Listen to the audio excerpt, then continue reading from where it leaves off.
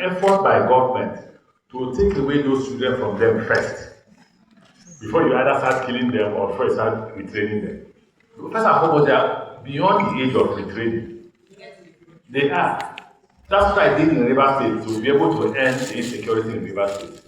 Insecurity has different dimensions. They have the dimension of hunger and poverty. In the case of Nigeria, River State was mostly hunger and poverty. In the case of Nigeria, religion. River State would be religion. We are 95-99% Christians. The 1% or less than 1% Muslims are not noticeably enough to cause religious crisis in River State. So, River State crisis was essentially that of hunger and poverty. So, once I addressed hunger and poverty, took away the children, provided for them free education, and then I invited a company from India. As I was building schools, I invited a company from India to manage those schools. When they started managing, the primary schools were managed by Nigerians. The secondary schools were managed by Indians. When they started managing, I said, hire teachers. They advertised for teachers. We hired 13,200 teachers all over the state. But for those secondary schools that were built specially for as modern secondary schools, the Indians came back to me and said, we did not see science teachers. We have to import, let me use the word import. We have to import science teachers from where? From India. In each school, we provide accommodation for all the teachers. I copied it from my son's school when my son was schooling in the UK. You will not see your son until the end of the session or the term. So they had top-up shops, they had hosted, they had everything they wanted, and they enjoyed. You don't give him more than £100. So that £100 is in case his provision finishes, then he goes to the top-up shop with the £100 and buys something. So that's what I had in my idea. I built the secondary schools I built in River State. So we did all that in River State. And then we said the difference between my son's school and the River State was education was free. What is free education? Nigerian politicians will declare free education without one infrastructure, without anything other than payment of salary. I assured the school I will pay the school fees of all the children. So every year I paid 888 million naira per school to the Indians. So they paid themselves from there, they ran the school from there, everybody had free education. Each child had a tablet. Why am I telling you this? These children will be science graduates with mouth, without seeing computer, except the one their parents will give them at home. I was talking to your president. I said, did they tell you that I had a clash with Nigerian Society of Engineers when I was a minister? She said, yes. She said, I should repeat it here. I said, no, I don't want quarrel. Because we had the full meat, we were ready for quarrel. We quarreled heavily in the room that day. Quarrel. What does it mean? Oh, you're not using it. Use it for what? What do I use it for?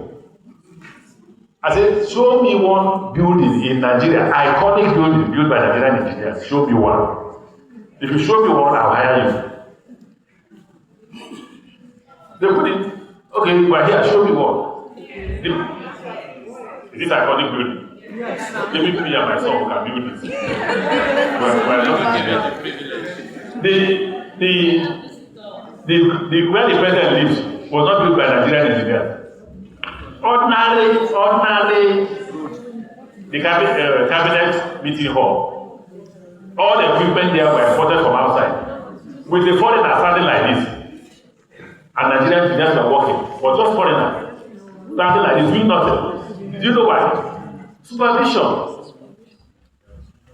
But that's what we're going to distract ourselves. Forget what happened with me and the Nigerian Society of Engineers. In fact, I was surprised that I was called to the front seat. I'm determined to sit at the back anywhere than engineers.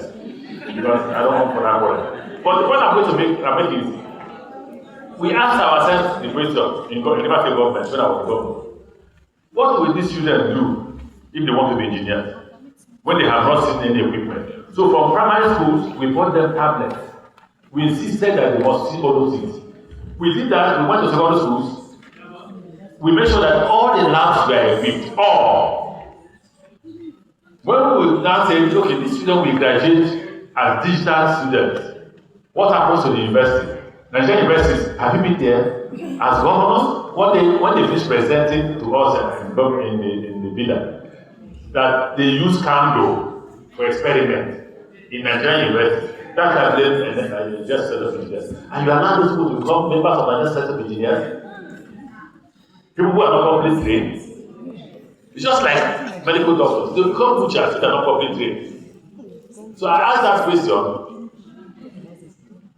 that what happens if we train all these children with computers and everything, they did all the labs and everything, and they come out, they go to Imo State University, River State University of Science and Technology, Abiasu, Ondo State University. What nonsense is that? So we got to build a new university that is supposed to be digital from the moment you enter the gate. Go to the seaport in Lekki, I built it. The seaport in Lekki is digital. You won't see the market you see at Apapa. It's digital. As you punch your goods come out. Ask them. So, children, Nigeria has no place for you. They are just teaching you something to come and recite here.